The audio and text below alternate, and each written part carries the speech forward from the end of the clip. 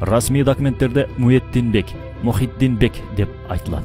Ал Мадамин-бектин отрядындагы эң активдүү жана ишенимдүү корбашчыларынан болгон. Мадамин-бектин өлүмүнөн кийин Калкожо, Көршермат сыяктуу корбашчылар менен бирге кызылдарга каршы күрөшүп келген.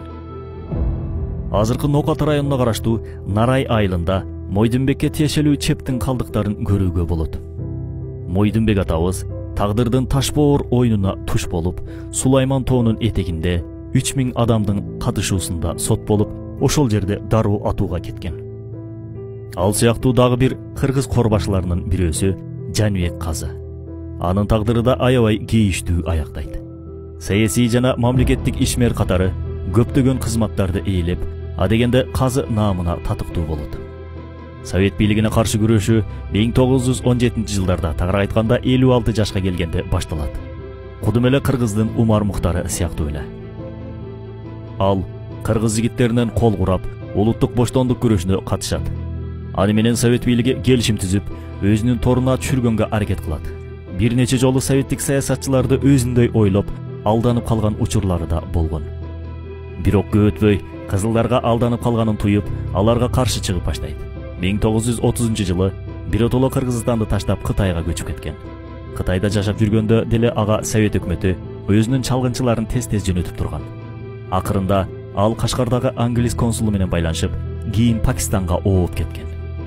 Мекенине болгон кусалыгы жүрөгүндө муштумдай болуп түйүлгөн бойдон Пакистандын Гилгит шаарына караштуу Иммит кыштагында 73 жашында каза болгон. Бул арыстандай баатыр аталарыбыз тууралуу да кийинки чыгарылыштарда кененирээк маалымат беребиз. Азыр болсо темабызды мындан ары улайлы. Кызыл армия менен салгылашып келген басмачылар ар кандай топтордон чыгышкан. Кээ бири Түркмөн согушунун кол башчылары, кээ бири бухаралык жадитчилер болсо, дагы бир бөлүгү байманаптар. Басмачылардын дагы бир тобун Казакстандагы Алаш Ордо өкмөтү колдогон. Басмачылардын катарында орустарга туткунга түшкөн Осмон офицерлери да бир айласын таап, Сибирден качып келип кошулуп турушкан.